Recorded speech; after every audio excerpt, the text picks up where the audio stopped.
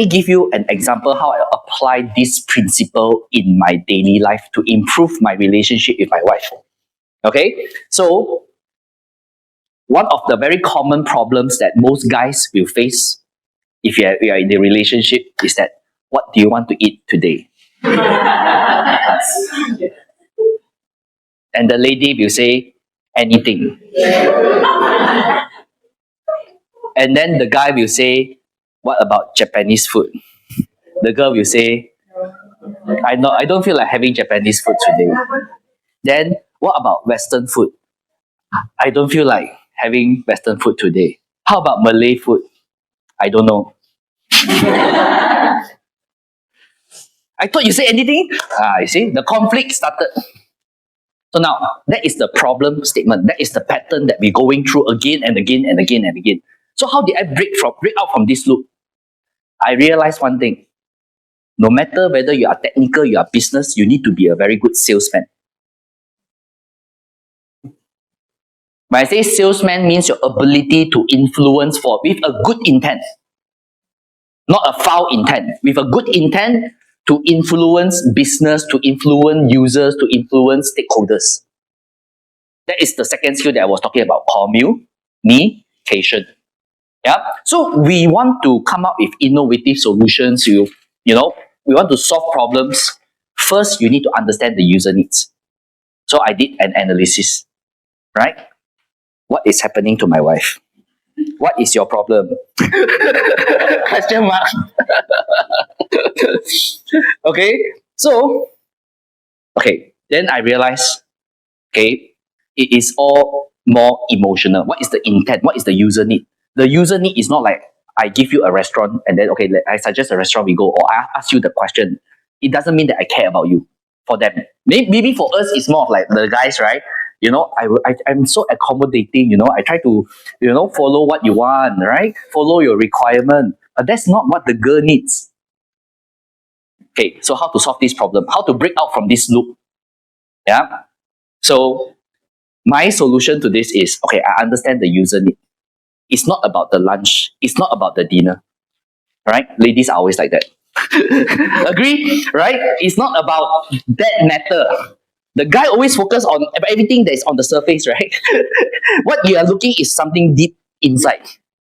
Yeah? So now I already learned my lesson. So let's say, for example, every weekend, before the weekend, I will do some form of planning. So thanks to social media, right? I will spend 10 minutes just to scroll through. What is the best restaurant? What is the more famous restaurant? Viral restaurant? I will come up with I'll ask the question first, right? What do you want to eat? Or anything. Let me tell you about this restaurant. Okay? On Instagram, right? It's very hot right now. And then you need to queue very long in order to get a slot. And I already got a slot. Whatever it is, you go, right? Innovative. I prototyped so many different solutions. And then I realized, this is what the user really wants. It's not the logical need. The logical need is so easy. I just need to eat. Right? Kopitiam also can, Tom Yum also can, right? Anything. You need to prototype and test. Okay? And then throughout that whole journey, there are foods that my wife would not like. There are foods that my wife would like. I will record it down, right? This went well. This went sour. Right? This went really bad. Yeah. So then you'll be able to. This is what I mean by you want to solve a problem. You need to put the user at the center. It's not about just logic. It's also what is going through in their mind. Yeah. Okay. And don't be surprised. They actually don't know what they want. Some people say let's say sometimes in a class I will ask them this question: what is the if you want to have a superpower, right? What superpower do you want? So most business analysts will tell me, I want the mind reading power. I tell you, mind reading is useless. You read into the user mind, you are screwed. Yeah. And then you talk about collecting requirements. You talk about delivering requirements, delivering solutions. You have a meeting with your stakeholders. Do you think your stakeholders will sit down and think and write everything down before they go into the meeting with you? Yeah.